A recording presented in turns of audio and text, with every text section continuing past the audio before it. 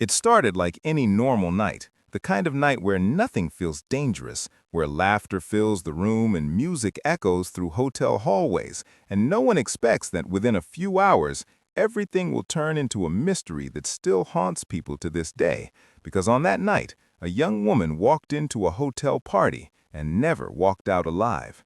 Her name was Kenneka Jenkins, and she was just 19 years old when she went to a late-night gathering at a hotel in Chicago with her friends, a night that was supposed to be fun, simple, and forgettable, but instead became one of the most disturbing and confusing cases caught on surveillance footage, because sometime after the party began, things started to shift in a way no one could fully explain.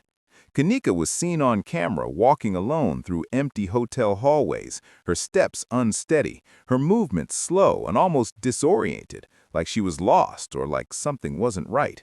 And that footage would later become the center of endless questions because no one could understand why she was alone, why her friends didn't notice she was gone, and most importantly, where exactly she was going.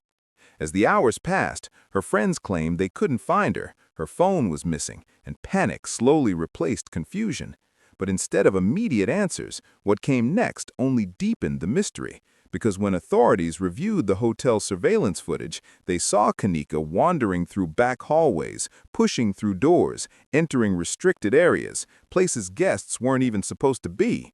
And the most chilling part was that no one was with her, no one guiding her, no one chasing her. Just silence, long, empty corridors, and her slow, almost trance-like movements as she made her way deeper into parts of the hotel that most people never even knew existed. And then she disappeared from the cameras, just like that, as if she had stepped into a place where no one was meant to see what happened next. And for hours there was nothing, no footage, no trace, no answers, until the search took a horrifying turn because nearly 24 hours later, hotel staff made a discovery that would shock everyone involved. Inside a walk-in freezer in the hotel kitchen, behind heavy doors, in an area far from where any guest should ever be, they found Kenneka Jenkins, unresponsive, lying on the cold floor. And the question that instantly spread everywhere was simple but terrifying. How did she get there? Because the freezer door was heavy, difficult to open, and required force, something that didn't match her slow, disoriented state seen on camera, and yet somehow she had ended up inside, alone, with no clear explanation. And as news of the case spread, people began analyzing every second of the footage, slowing it down, zooming in, trying to find something, anything that could explain what really happened that night. But instead of clarity, the footage only raised more questions. Some people believed she had been drugged, pointing to her unsteady walking and confused behavior. Others believed she had been followed, claiming shadows and movements could be seen in the background of certain clips, while some insisted it was a tragic accident, that she had simply wandered into the wrong place at the worst possible time. But even that explanation didn't sit right with many because of how far she had walked, how many doors she had opened, how many turns she had taken, all while appearing barely able to keep her balance.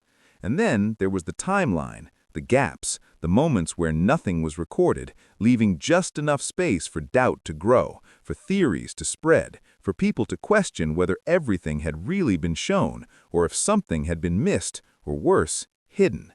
And as investigators worked through the case, reviewing footage, interviewing witnesses, and examining the scene, they eventually concluded that her death was an accident, stating that she had entered the freezer on her own and was unable to get out.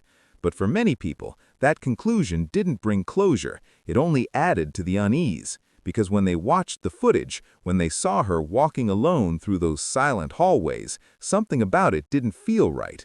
Something about the way she moved, the way she turned, the way she seemed lost in a place she didn't understand. It felt like there was more to the story, something just out of reach, something that couldn't be proven but also couldn't be ignored. And even today, years later, people still revisit the footage, still debate what really happened, still ask the same question that has never been fully answered. Was it truly just an accident, or was there something else in those empty hotel corridors that night? Something unseen, something unexplained, something that turned an ordinary night into a mystery that refuses to fade away.